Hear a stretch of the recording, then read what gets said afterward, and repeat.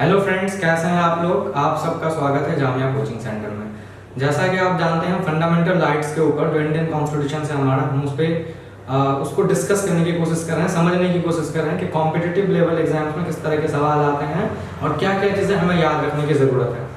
चाहे कोई भी एग्जाम्स हो, आप क्लास 9 का जामिया AMU या BHU एंट्रेंस का एग्जाम लें, या फिर जो है आप 11th का लें, या BA history, economy, political science वगैरह किसी भी कॉम्पिटिटिव लेवल्स के एग्जाम को ले लें, तो सही रहता है कि किसी भी कॉन्सेप्ट्स को हम अच्छे से अगर पढ़ लेते हैं तो फिर हमारा वो सही हो जाता है। और जब तक हमारी पढ़ाई लिखाई जारी रहती है, कहीं ना कहीं वो चीज़ें किसी न किसी इसमें जो है वो काम आता रहता है हमें। तो चलिए बिना टाइम वेस्ट करके हम शुरू करते हैं। जैसा कि आप सब जानते हैं कि फंडामेंटल राइट्स के ऊपर हम चर्चा कर रहे थे। पिछला एक पार्ट हमने बनाया है इस पे, है ना, 1 पार्ट, और ये आज जो है 2nd पार्ट है। तो देखिए कितने तरह के राइट्स हैं। तो लीगल राइट्स भी है, कॉन्स्टिट्यूशनल राइट्स भी है और फंडामेंटल राइट्स भी हैं। तो जब भी हम ये जिक्र करते हैं कि फंडामेंटल राइट्स है, हमारे पास मूल अधिकार है, तो क्या है, तो हम जनरली जानते हैं कि हमारे पास फंडामेंटल राइट जो है वो 6 है। अभी जो है प्रेजेंट टाइम में 6 फंडामेंटल राइट्स हैं। आर्टिकल 12 से लेके 35 तक जो है वो सब फंडामेंटल राइट्स है। हालांकि 14 से शुरू होता है, लेकिन हम 12 से लिखते हैं कि 12 से लेके जो है आपका 35 तक जो है फंडामेंटल राइट्स है। लेकिन जब हम इंडियन कॉन्स्टिट्यूशन को हिस्टोरिकली पढ़ते हैं और समझने की कोशिश करते हैं, तो पता ये चलता है हमें कि हमारे पास पहले जो था वो 7 फंडामेंटल राइट्स था। ये समझना बहुत जरूरी है। 7 फंडामेंटल राइट्स थे। जैसे अभी हम अगर माने कि हमारे पास अभी 6 फंडामेंटल राइट्स हैं, तो जैसे राइट टू इक्वालिटी आप बोलते हैं, right to freedom of speech and expression बोलते हैं, राइट अगेंस्ट एक्सप्लॉइटेशन बोलते हैं, या फिर आप जो है राइट फ्रीडम ऑफ रिलीजन बोलते हैं, या फिर आप जो है कल्चरल एजुकेशनल राइट्स बोलते हैं, या फिर आप जो है राइट टू कॉन्स्टिट्यूशनल रेमेडीज। तो ये हमारे पास 6 है। लेकिन हमें ये ख्याल रखना है, बहुत जरूरी है, कि राइट टू प्रॉपर्टी पहले हमारे पास फंडामेंटल राइट्स के तौर पर इंडियन कॉन्स्टिट्यूशन में था। राइट टू प्रॉपर्टी तो 7 फंडामेंटल राइट्स थे। फिर बाद में जो है राइट टू प्रॉपर्टी को फंडामेंटल राइट से हटा दिया गया और उसको जो है कॉन्स्टिट्यूशनल या लीगल राइट्स में रखा गया है। तो जब हम चीजों को डिस्कस करते हैं तो लोग ये मतलब गलत तरीके से समझ लेते हैं कि राइट टू प्रॉपर्टी को बिल्कुल ही कॉन्स्टिट्यूशन से हटा दिया गया है, जबकि ये मिसकॉन्सेप्शंस है। राइट टू प्रॉपर्टी को एज अ फंडामेंटल राइट्स से हटा दिया गया है, लेकिन अब भी कॉन्स्टिट्यूशन में है हमारे पास, और कॉन्स्टिट्यूशनल या लीगल राइट्स के तौर पे काम करता है। तो कई बातें हैं जिसे आज हमें जो है बताना है कि क्यों इसका अमेंडमेंट्स किया गया राइट टू प्रॉपर्टी का, कब किया गया, और उसके बाद जो है राइट टू प्रॉपर्टी में क्या चीजें थी, अमेंडमेंट करने की क्या जरूरत हुई, और एक ये कि जब उसको फंडामेंटल राइट्स से हटा के कॉन्स्टिट्यूशनल राइट्स या लीगल राइट्स में रखा गया तो क्या क्या चीजें उसके अंदर शामिल था, और फंडामेंटल राइट्स या कॉन्स्टिट्यूशनल राइट्स या लीगल राइट्स में क्या डिफरेंसेस हैं। तो हम इन सब के ऊपर आज चर्चा करेंगे। तो हम देखते हैं कि कॉन्स्टिट्यूशंस जो है हमारे पास, संविधान बिल्कुल समझेंगे और यहां पे जो है आप ध्यान से देखेंगे।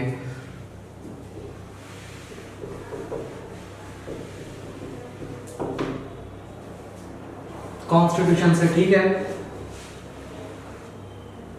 तो 2 वर्ड्स आपको समझना है इसके अंदर। एक वर्ड होता है रेटिफाइड,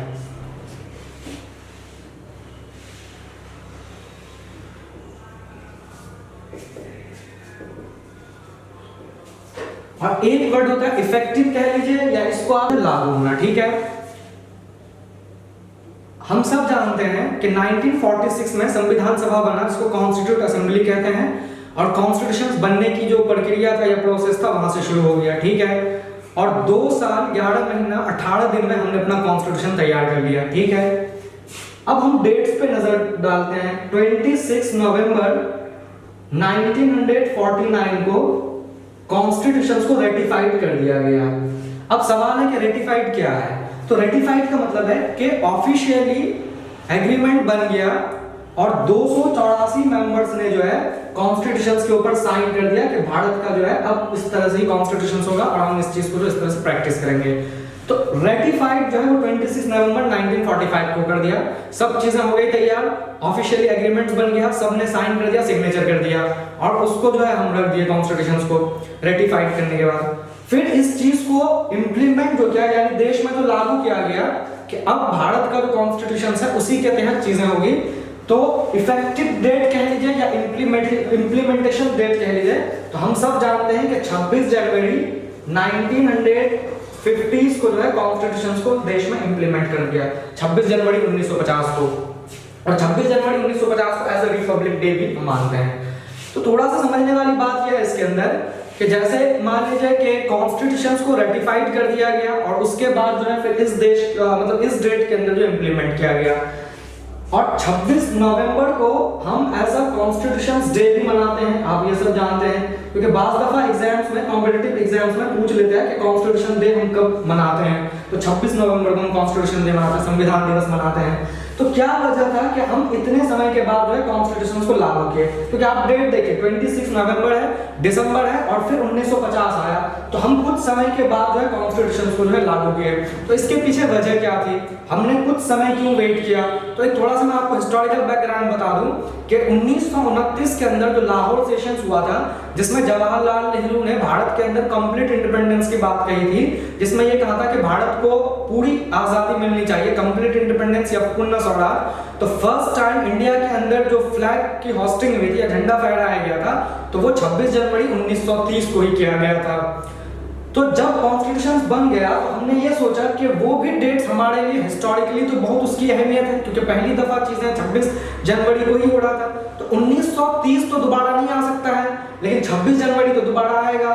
तो इसलिए हमने वेट किया और 26 जनवरी जब आया तो हमने कॉन्स्टिट्यूशन को अपने देश में जो है वो फिर इंप्लीमेंट कर दिया। इसलिए हम कुछ समय के बाद कॉन्स्टिट्यूशन को इंप्लीमेंट किए, क्योंकि इस डेट का हिस्टोरिकली कुछ अहमियत था, जो कि जवाहरलाल नेहरू या लाहौर सेशन से आप इस चीज को जोड़ सकते हैं। अब इसमें यह हुआ कि देश तो आजाद हुआ सडनली, तो 15 अगस्त की भी अहमियत रह जाए इंडिपेंडेंस डे के तौर पे, स्वतंत्र दिवस या यौम आजादी जिसको कहते हैं, फिर 26 जनवरी गणतंत्र दिवस या यौम जमहूरिया की भी अहमियत रह जाए, और जिस दिन संविधान तैयार हो उसकी भी अहमियत रह जाए, जिसको हम एज ए कॉन्स्टिट्यूशन डे मनाते हैं। तो आपको ये कुछ चीजें थी जो आपको जो है पता होना चाहिए कॉम्पिटिटिव लेवल एग्जाम्स के लिए, ठीक है, इतनी चीजें जो है क्लियर है। अब देखिए क्या है नेक्स्ट जो समझना है इसमें, वो ये कि आप जानते हैं जब भी कॉन्स्टिट्यूशंस के ऊपर हम जिक्र करते हैं या बात करते हैं या कॉन्स्टिट्यूशंस को समझने की कोशिश करते हैं, तो मेन 3-4 चीजें हमें समझना होता है कॉन्स्टिट्यूशंस के अंदर, जिसको हम आज समझेंगे यहाँ पे। एक तो कॉन्स्टिट्यूशंस के अंदर पार्ट्स को हम डिस्कस करते हैं कि पार्ट्स कितने हैं, क्या है। अब क्या है वो मैं बताऊंगा आपको, पहले आप समझिए पार्ट्स है। फिर एक चीज हम कॉन्स्टिट्यूशंस के अंदर देखते हैं कि जो शेड्यूल्स हैं वो शेड्यूल्स क्या है, कितने हैं, और फिर एक चीज के ऊपर डिस्कस करते हैं कॉन्स्टिट्यूशन में, उसको हम बोलते हैं आर्टिकल, जितने हमारे पास कॉन्स्टिट्यूशन में है, ठीक है। जहां तक सवाल है पार्ट्स का, तो पार्ट्स जो है टोटल पार्ट्स अगर हम बात करें तो हमारे पास जो है 22 कह सकते हैं, 22 पार्ट्स, ठीक है। शेड्यूल्स की जहां तक बात है तो 8 शेड्यूल्स हैं, और आर्टिकल्स की जहां तक बात है तो 395 आर्टिकल्स। ये चीजें हमारे पास जो है 1950 तक इंडियन कॉन्स्टिट्यूशन में था, ठीक है। टोटल पार्ट्स 22, शेड्यूल्स 8 और आर्टिकल्स 395। लेकिन इन चीजों में इंक्रीजमेंट हुआ और पार्ट्स जो है वो इंक्रीज होके आज जो है हमारे पास वो 25 पार्ट्स हैं, तो 25 पार्ट्स हो गए। शेड्यूल्स 8 से बढ़ के 9 शेड्यूल 8 से बढ़ के 12 शेड्यूल्स हैं हमारे इंडियन कॉन्स्टिट्यूशन में टोटल, ठीक है। और आर्टिकल्स की संख्या इंक्रीज होके 395 से 448 आर्टिकल्स हैं हमारे पास। तो कहने का मतलब है कि ये वाला जो संख्या है ये अभी 2021 का आप कर सकते हैं इसको, ये परसेंट है। 25 पार्ट्स हो गए, शेड्यूल्स 12 हो गए, और आर्टिकल जो है आपके पास 448 हो गया। तो क्योंकि बात दफा एग्जाम्स में, कॉम्पिटिटिव एग्जाम्स में इस तरह के सवाल पूछ लेते हैं कि ओरिजिनली हमारे पास कितना आर्टिकल्स था, अभी कितने आर्टिकल्स हैं, ओरिजिनली हमारे पास कितने शेड्यूल्स थे, अभी कितने शेड्यूल्स हैं, और ओरिजिनली हमारे पास कितने पार्ट्स थे, अब कितने पार्ट्स हैं हमारे पास। तो ये कुछ चीजें हैं जो आपको समझना बहुत जरूरी है। अब सवाल है कि पार्ट, शेड्यूल या आर्टिकल्स क्या है और कैसे इस चीज को समझें। तो जैसे मान लीजिए कि हमारे पास अगर हम बात करें आर्टिकल्स का, तो एक से लेके जो है जैसे फ्रॉम 1 आर्टिकल से लेके अगर हम 4 आर्टिकल तक डिस्कस करें कि एक आर्टिकल्स में क्या है, सेकंड आर्टिकल में क्या है, थर्ड आर्टिकल में क्या है, फोर्थ आर्टिकल में क्या, हर आर्टिकल में अलग अलग चीजें हैं। तो अगर 1 से लेके 4 आर्टिकल के ऊपर हम डिस्कस करें तो ये हमारा जो है फर्स्ट पार्ट में है इंडियन कॉन्स्टिट्यूशन। कौन सा पार्ट में, फर्स्ट पार्ट में है। फिर वैसे ही हम अगर 5 आर्टिकल से लेके 11 आर्टिकल तक डिस्कस करेंगे तो ये हमारा इंडियन कॉन्स्टिट्यूशन का पार्ट 2 में है। फिर वैसे ही अगर हम 12 आर्टिकल से लेके फ्रॉम 12 आर्टिकल से लेके 35 आर्टिकल तक अगर हम डिस्कस करेंगे जो कि हमारा क्या है, फंडामेंटल राइट्स है, तो ये पार्ट जो है इंडियन कॉन्स्टिट्यूशन का वो थर्ड पार्ट है। पहला पार्ट के अंदर 1 से 4 तक जो है, जहां पे आर्टिकल, जहां पे फर्स्ट पार्ट है, वहां पे बेसिकली स्टेट के नाम और जो यूनियन है, क्योंकि इंडिया जो है वो यूनियन ऑफ स्टेट्स है, तो इसके बारे में जिक्र किया गया है कि कितने स्टेट्स हैं, क्या है, उसके ऊपर है, उस पार्ट में उस चीज के जिक्र है।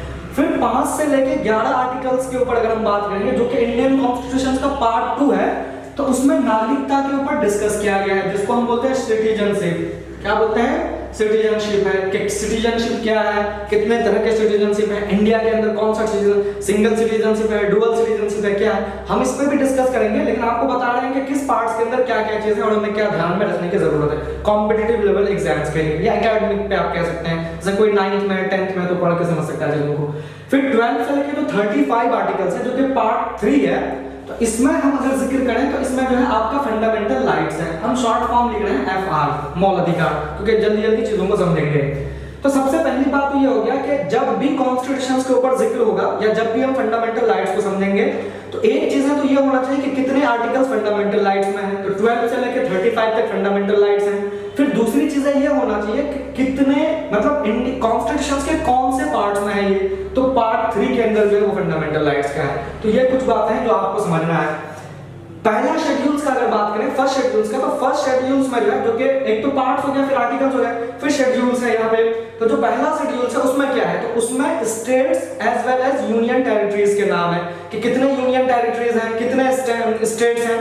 यहाँ पे सिर्फ स्टेट्स के नाम है, जबकि पहला शेड्यूल्स के अंदर उस स्टेट्स की बाउंड्री कहां तक है, एक्सटेंड कहां तक कर रही है वो स्टेट, जैसे बिहार की कहां तक बाउंड्री है, उत्तर प्रदेश की कहां तक बाउंड्री है, उसका जो पॉलिटिकल बाउंड्री है उसके ऊपर चर्चा किया गया है उसमें जो फर्स्ट शेड्यूल्स है।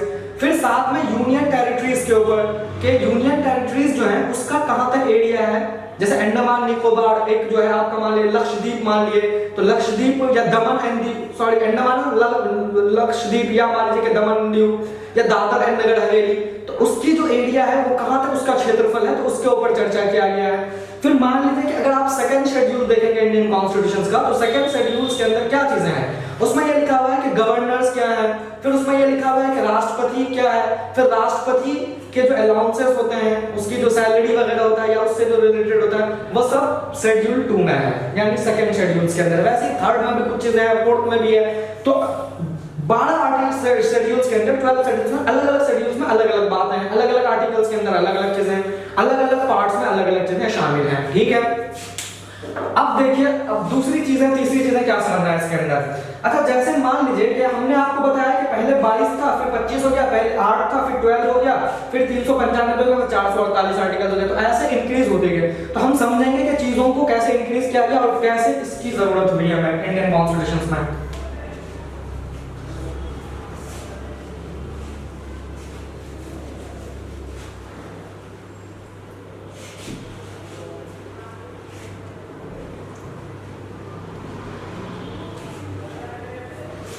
अब देखिए, एक चीज मैं आपको समझाता हूं, आप सब जानते भी होंगे लेकिन मैं थोड़ा सा इसको समझने की कोशिश करते हैं कि एक वर्ड होता है अमेंडमेंट्स, ठीक है, आप सबने सुना है अमेंडमेंट्स होता है, ठीक है। और हिंदी में अमेंडमेंट्स को जो है बोलते हैं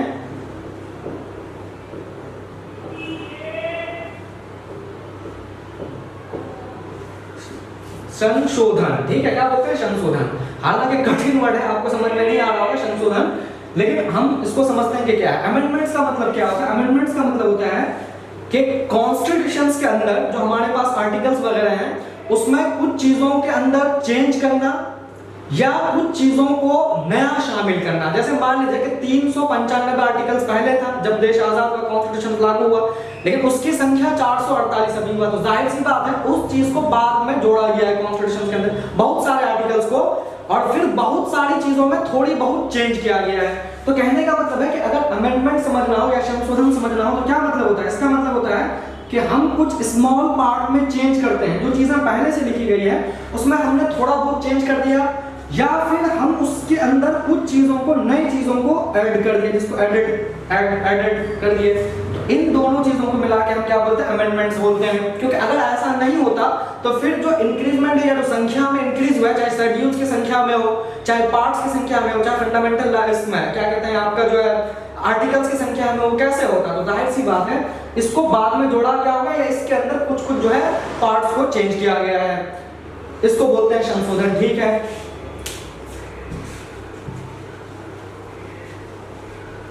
अब एक चीज और यहाँ पे ध्यान रखना है कि जैसे हम लोग पढ़ते हैं कि संशोधन, तो उसमें क्या क्या चीजें हमें याद रखने की जरूरत होता है।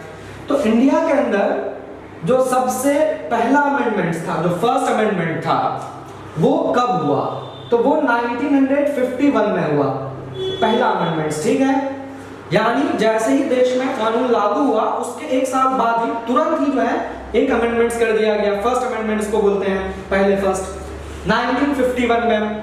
अब दूसरी बात तो ध्यान में रखना होता है, याद रखने वाली बात कि क्या क्या चीजें हैं, तो इसके अंदर जिस आर्टिकल्स में अमेंडमेंट्स किया गया, जाहिर सी बात है पूरे कॉन्स्टिट्यूशन में तो नहीं किया गया, कुछ पर्टिकुलर चीजों में किया गया है, तो जिस आर्टिकल्स में संशोधन किया गया है, तो जैसे 15 आर्टिकल्स में कुछ चेंज हुआ है जो 1951 के अंदर ही चेंज कर दिया गया है, 19वां आर्टिकल्स में भी कुछ चेंज किया गया है जो इसी अमेंडमेंट्स के जरिए था, और फिर आपका मान लीजिए कि 85 जो आर्टिकल्स है उसमें भी कुछ चीजों में चेंज किया गया है, जो हो सकता है कि कुछ चीजों को ऐड किया गया है या कुछ चीजों को कुछ स्मॉल पार्ट्स में चेंज किया गया है।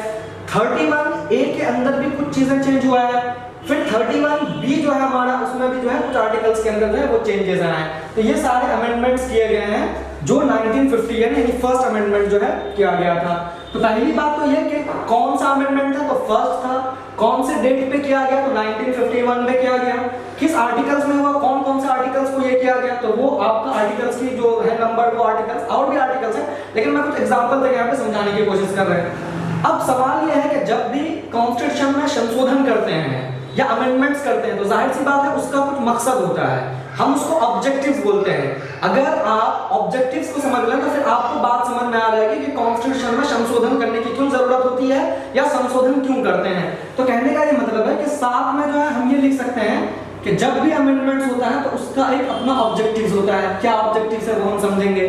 तो कहने का मतलब है कि जो पहला अमेंडमेंट था तो 1951 में किया गया, तो उसके क्या मकसद थे, उसके ये मकसद थे कि जो भी सोसाइटी के अंदर आर्थिक तौर से या सामाजिक तौर से कमजोर है या वीक है तो उसको स्पेशल प्रोविजन देके यानी प्रावधान देके उन लोगों को जो है ऊपर की तरफ उठाने की कोशिश किया गया है। अब जाहिर सी बात है वीकर सेक्शंस कौन था उस वक्त सोसाइटी में, या सामाजिक तौर से या आर्थिक तौर से कौन कमजोर था, आर्थिक सामाजिक मतलब जो सोशली कमजोर था, सोसाइटी के अंदर पोजीशन नहीं थी। जब दलितों का कह लीजिए, शेड्यूल कास्ट या शेड्यूल ट्राइब्स की जो पोजीशन थी सोसाइटी के अंदर, उनके पास इतने पैसे नहीं थे, इतने पास अपॉर्चुनिटी नहीं था, तो उन लोगों को एक स्पेशल प्रोविजन देके यानी एक खास प्रावधान देके उन लोगों को जो है वहां से उठाने की कोशिश की गई। तो पहला जो ऑब्जेक्टिव था, जो पहला अमेंडमेंट्स का जो मकसद था वो यही था कि जितने भी वीकर सेक्शंस हैं, और खास तौर से कौन वीकर सेक्शन था उस जमाने में, शेड्यूल कास्ट और शेड्यूल ट्राइब्स। तो आपको समझ में आ रहा है कि संशोधन क्यों किया गया है। तो आप कह सकते हैं कि इसमें जो ऑब्जेक्टिव था वो ये था कि स्पेशल प्रोविजन दिया गया था। स्पेशल प्रोविजन मतलब जैसे रिजर्वेशन वगैरह दिया गया हो, आरक्षण दिया गया हो, चाहे वो एजुकेशनल सेक्टर्स में हो या जॉब सेक्टर्स में हो या और भी जहां जहां मतलब जरूरत थी उन लोगों को देने के लिए, हम कह सकते हैं कि स्पेशल प्रोविजन जो है उन लोगों को दिया गया। जो लोग सोसाइटी के अंदर चाहे तो सामाजिक तौर से कह लीजिए, सोशली कह लीजिए, या फिर आप इसको कह लीजिए कि जो लोग इकोनॉमिकली यानी आर्थिक तौर से क्या थे, बहुत कमजोर थे, उन लोगों को स्पेशल जो है प्रोविजन दिया गया। और इसमें से वो लोग थे ज्यादातर जिसको आप कह सकते हैं शेड्यूल कास्ट कह सकते हैं या फिर आप इसको कह सकते हैं शेड्यूल ट्राइब्स। तो पहला जो ऑब्जेक्टिव था फर्स्ट अमेंडमेंट्स का यही था। अगर इस तरह से आप सब पढ़े भी होंगे कि जमींदारी सिस्टम को एबॉलिश करने का क्या मतलब था, इसका मतलब ये था कि जो बड़े बड़े जमींदार होते हैं जिनके पास बहुत सारी जमीनें वगैरह होता है, उनसे जमीनों को लेके जो गरीब तबके के लोग थे या जो बहुत कमजोर तबके के लोग थे सोसाइटी के अंदर, उन लोगों में उन जमीन को तकसीम कर देना और उसमें एक लिमिट बना देना कि एक जमींदार अपने पास कितनी जमीनें रखेंगे। ये था 1951 का अमेंडमेंट। जैसे मान लीजिए कि एक जमींदार के पास बहुत सारी जमीनें थी, तो उनको एक लिमिट कह दिया गया कि आपके पास इतनी जमीनें होगी, बाकी आपकी जमीनों को गवर्नमेंट जो है वो एक्वायर कर लेगी, और उस जमीनों को एक्वायर करने के बाद जो है वो गरीबों में जो है वो क्या कर देगा, तकसीम कर देगा, ताकि वो लोग भी जो है सही तरीके से चीजों को एंजॉय कर पाए। क्योंकि अगर ऐसा नहीं होता तो फिर कॉन्स्टिट्यूशंस में जो हमारा आर्टिकल था, जिसको हम राइट टू इक्वालिटी कहते हैं, जो आर्टिकल 14 के अंदर है, उसकी फिर कोई अहमियत नहीं रह जाती, क्योंकि समाज के अंदर इनइक्वालिटी तो बरकरार रहता है। वो चीजों को कैसे हम खत्म कर सकते थे, तो ये बहुत जरूरी था ये चीजों को खत्म कर दें। तो कहने का मतलब है कि अमेंडमेंट जो था वो जमींदारी सिस्टम से रिलेटेड था। अब सुनो क्या है कि सुनिए, मतलब सॉरी, तो जैसे मान लीजिए कि अगर हम जमीनों को लेके तकसीम कर दिए, मतलब डिस्ट्रीब्यूट कर दिए जो वीकर सेक्शंस है, तो इसकी क्या गारंटी है कि वो जमीनें उसके पास रह जाएगी? हो सकता है कि बाद में जमींदार उसको वापस कर ले, या हो सकता है कि उसमें और भी कुछ चीजें हो, क्योंकि जाहिर सी बात है बड़े बड़े जमींदार थे, अपनी जमीनों को इतनी आसानी से क्यों दे देंगे? तो एक तरह से गारंटी पेश किया गया इस अमेंडमेंट्स के अंदर, इस तरह से एक सिक्योर किया गया कि आपकी जमीनों को लेके जो तकसीम किया जाएगा, डिस्ट्रीब्यूट किया जाएगा गरीबों में, बाद में इसमें कोई उलझन ना हो, और उसकी एक वैलिडिटी तय कर दी है कि इसको एक वैलिड माना जाएगा। इसको आप इनवैलिड नहीं कह सकते हैं कि ये जो है आपका अनवैलिड है या इनवैलिड है, आप ऐसा नहीं मान सकते हैं। तो कहने का मतलब है इसको सिक्योर कर दिया, to fully secure the abolition of the zamindari systems which is 1950, और उसको कॉन्स्टिट्यूशनली मान्यता दिया गया और उसकी एक अहमियत या वैलिडिटी रखी गई। तो दो इंपॉर्टेंट चीजें था। तो कहने का ये मतलब था कि जो जमींदारी सिस्टम को एबोलिश किया गया, इसके अंदर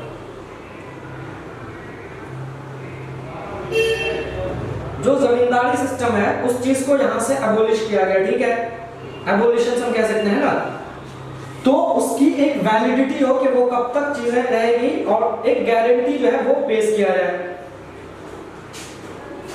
तो एक सेकंड अमेंडमेंट यही था।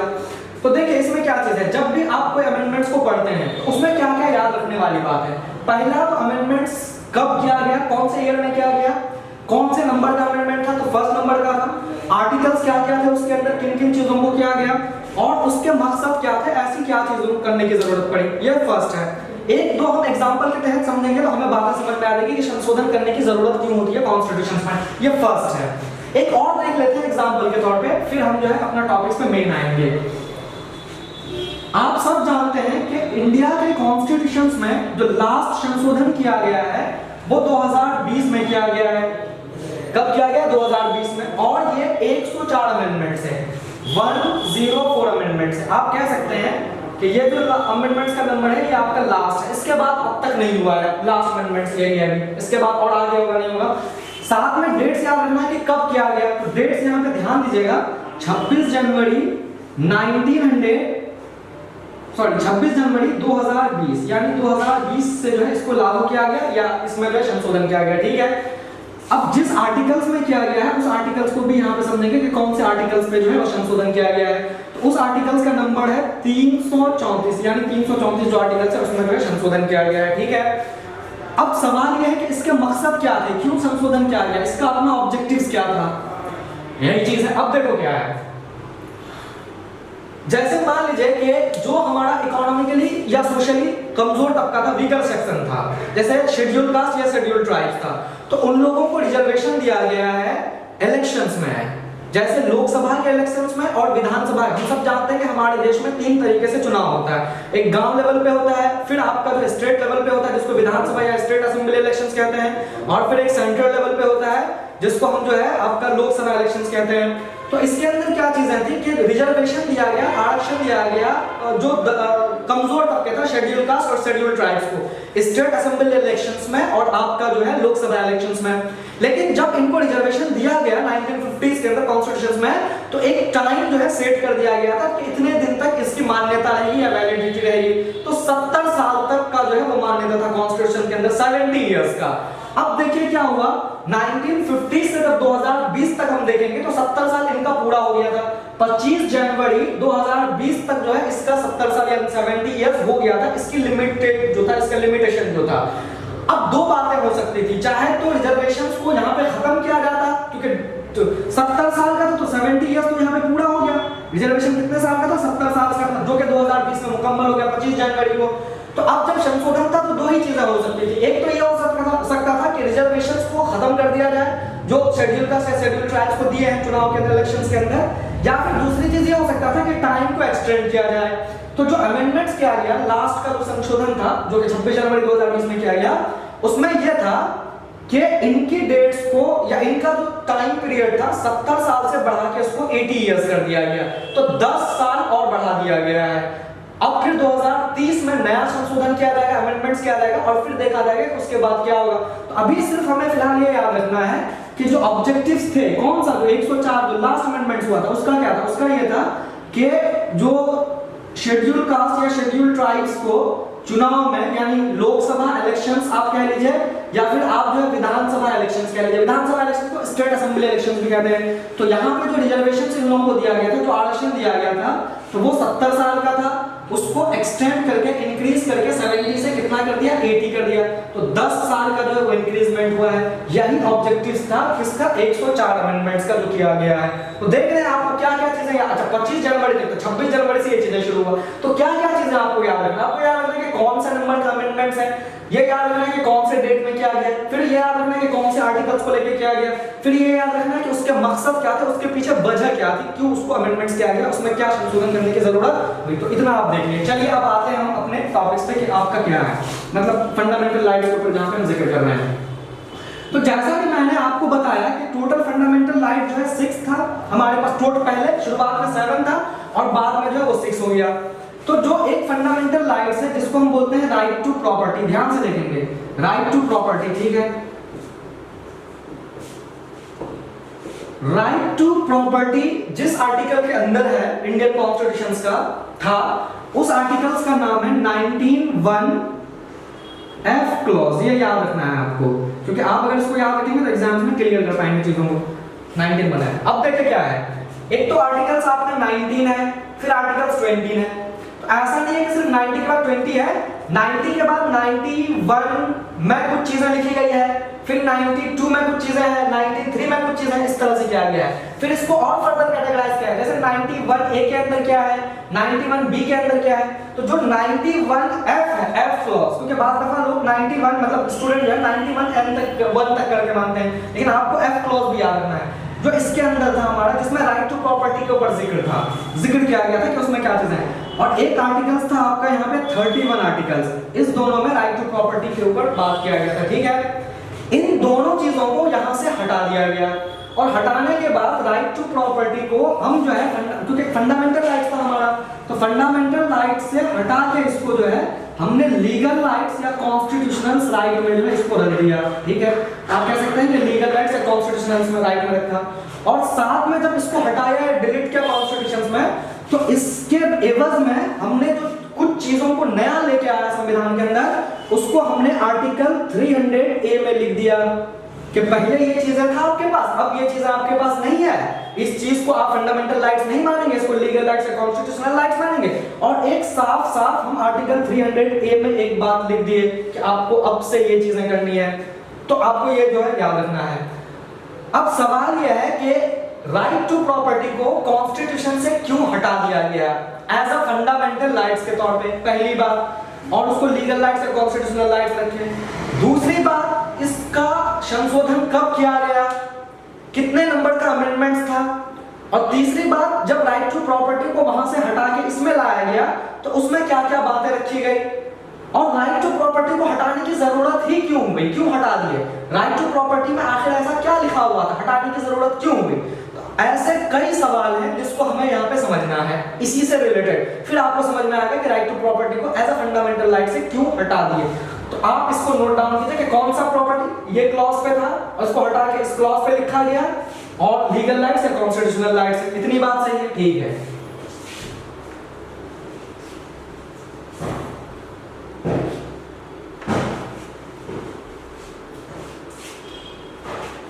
तो कहने का मतलब है कि हम यहाँ पे एक चीज और लिख लेते हैं, क्योंकि आपको ध्यान में रहेगा कि क्या टॉपिक्स चल रहा है यहाँ पे, फिर आप चीजों को जो है सही से समझ पाएंगे। तो जैसे मान लीजिए कि राइट टू प्रॉपर्टी हो गया, हम इसमें आर्टिकल्स बात कर देते हैं, 19(1)(f) क्लॉज में था और आपका आर्टिकल 31 में था। और इससे चीजों को हटा के जो है जिस आर्टिकल में रखा गया लिखने बाद में वो 300A आर्टिकल्स में जो है चीजों को शामिल किया गया है। ठीक है, इतनी बातें क्लियर है। आप सब जानते हैं कि इंदिरा गांधी की हुकूमत हिंदुस्तान में शुरू हुई, और आप जो है इंदिरा गांधी का अगर टाइम पीरियड यहाँ पे देखने की कोशिश कर रहे हैं तो आपको समझ में आनी चाहिए कि इंदिरा गांधी जब 67 के अंदर चुनाव हुआ 1967, तो 67 से लेके जो है आपका 71 तक जो है इंदिरा गांधी की हुकूमत थी। ठीक है, फिर जब 1971 में चुनाव हुआ तो फिर दोबारा इंदिरा गांधी की सरकार आई और 77 तक इंदिरा गांधी की हुकूमत रही। ठीक है, 67 से लेके 71 तक, और फिर जो है आपका 71 में जो है वो ये हुआ और फिर इंदिरा गांधी आ गए। ठीक है, फिर 1770 से लेके 1980 तक इंडिया के अंदर जो हुकूमत है वो नॉन कांग्रेस है, मतलब कांग्रेस की हुकूमत नहीं है, जहां पे 2 प्रधानमंत्री बनाए गए थे। ठीक है, 77 से 80 तक, और फिर जब दोबारा 80 में चुनाव हुआ तो फिर 84 में इंदिरा गांधी आ गई। हम कह सकते हैं कि 1980 में जब दोबारा इलेक्शन हुआ तो फिर 1984 तक जो है हुकूमत इंदिरा गांधी के पास आ गई। ठीक है, इंदिरा गांधी फिर बन गई देश के प्राइम मिनिस्टर। अब देखना यह है कि 77 से लेके 80 तक जो है वो इंडिया में कांग्रेस की सरकार नहीं है, नॉन कांग्रेस की सरकार है। तो इसमें 2 प्राइम मिनिस्टर्स बने देश के अंदर। एक प्राइम मिनिस्टर का नाम है मोरारजी देसाई और दूसरा प्राइम मिनिस्टर का नाम है चौधरी चरण सिंह। तो पहले बने मोरारजी देसाई, ठीक है, इस टाइम पीरियड के अंदर, और मोरारजी देसाई जिस पार्टी से ताल्लुक रखता था उस पार्टी का नाम है जनता पार्टी, जेपी पार्टी। ठीक है, आप पढ़े होंगे पूरा इमरजेंसी की कहानी वगैरह सब पता है, हम उस पर भी बनाएंगे वीडियो, जिसमें से जयप्रकाश मूवमेंट चला बिहार के अंदर, क्योंकि मोरारजी देसाई गुजरात में था, कांग्रेस के खिलाफ सारे लोग आए जो बिहार से थे, गुजरात से थे, और फिर फाइनली जो है मोरारजी देसाई का हुकूमत आया, तो ये जनता पार्टी। फिर इसके बाद चौधरी चरण सिंह का आया। चौधरी चरण सिंह जो है जनता पार्टी सेक्युलर से ताल्लुक रखते थे। मोरारजी देसाई के जमाने में ही ये 44वां अमेंडमेंट्स किया गया, तो 1978 के अंदर किया गया, जिसमें राइट टू प्रॉपर्टी को हटा दिया गया एज अ फंडामेंटल राइट्स के तौर पे। तो आपसे पूछ सकता है कि 44वां अमेंडमेंट किन के जमाने में किया गया? वो मोरारजी देसाई के जमाने में किया गया, और जिस पार्टी से ताल्लुक रखते थे वो जनता पार्टी है। तो ये कुछ चीजें आपको पता होना चाहिए। ठीक है, फिर 84 के अंदर जब दंगा हुआ तो इंदिरा गांधी को कत्ल कर दिया गया, मर्डर हो गया। फिर उसके बाद राजीव गांधी आए हुकूमत करने के लिए, फिर राजीव गांधी रहे, उसके बाद जो है बाबरी मस्जिद का डेमोलिशन हुआ, फिर शाहबानो केस वगैरह हुआ, फिर राजीव गांधी हार गए। तो इस तरह से जो पॉलिटिकल चेंजेस जो है हमारे यहाँ शुरू हुआ। 70s के बात करें या 80s के बारे में बात करें तो इस तरह से हम देखें इसके अंदर 1978 में क्या, जैसा कि मैंने आपको बताया, मोरारजी देसाई की सरकार में, ठीक है, 1978 1978 से पहले राइट टू प्रॉपर्टी को फंडामेंटल राइट्स पे रखा गया था। क्या खास बात इसमें यह था कि जिनकी प्रॉपर्टी अपने पास है, सही है, उसको गवर्नमेंट एक्वायर नहीं करेगी, ठीक है, नहीं ले सकती है गवर्नमेंट। और दूसरी बात यह कहा गया कि जो अगर कभी भी कुछ भी गवर्नमेंट को जरूरत हुई जमीन लेने का किसी भी प्राइवेट लैंड को, तो वो उस आदमी से जो है बात करेगा, डिस्कस, और फिर कंपनसेशन देने के बाद जो है उसको लिया जाएगा। कुछ भी बनाने के लिए, नहर, रेलवे स्टेशन या कुछ भी जो बनाना होता है पब्लिक पर्पस के लिए, तो किसी की प्राइवेट लैंड को एक्वायर आप नहीं करेंगे जब तक उससे आप पूछेंगे नहीं या उसकी रजामंदी ना हो, आप ऐसे नहीं कर सकते हैं। तो 1978 तक कोर्ट में ऐसे कई केस पहुंचे जहां पे इस तरह के सवाल उठे गए कि गवर्नमेंट जो है वो जबरदस्ती जमीनों को एक्वायर कर रही है, कोई कंपनसेशन नहीं दिया जा रहा है, कोई मुआवजा नहीं दिया जा रहा है, और हमारा जो फंडामेंटल राइट्स है उसका उल्लंघन किया जा रहा है। क्यों? क्योंकि हमने आपको बताया कि 1978 से पहले राइट टू प्रॉपर्टी क्या था? फंडामेंटल राइट्स था। अब ये सवाल है कि कैसे कोर्ट में चैलेंज किया, जो भी लोग चैलेंज कर रहे थे गवर्नमेंट्स के खिलाफ या किसी के खिलाफ भी, वो कैसे चैलेंज कर रहे थे? हम सब जानते हैं कि हमारे पास जो आर्टिकल 32 है या 256 आर्टिकल्स हैं, ये आप जानते हैं ये किसके बारे में? ये इसके बारे में है कि अगर आपका मौल अधिकार का उल्लंघन हो रहा है तो आप 32 आर्टिकल्स के जरिए सुप्रीम कोर्ट पहुंच सकते हैं, या 256 के जरिए आप कहां पहुंच सकते हैं? हाई कोर्ट पहुंच सकते हैं। क्योंकि और ये किसमें है तो आप सब जानते हैं कि इसको हम बोलते हैं राइट टू कॉन्स्टिट्यूशनल रेमेडीज बोलते हैं। तो रेमेडीज में तो यही है ना कि आपका अगर कोई भी फंडामेंटल राइट्स का उल्लंघन हो रहा है तो आप पहुंच सकते हैं और चैलेंज कर सकते हैं और अपनी हक आप वापस ले सकते हैं।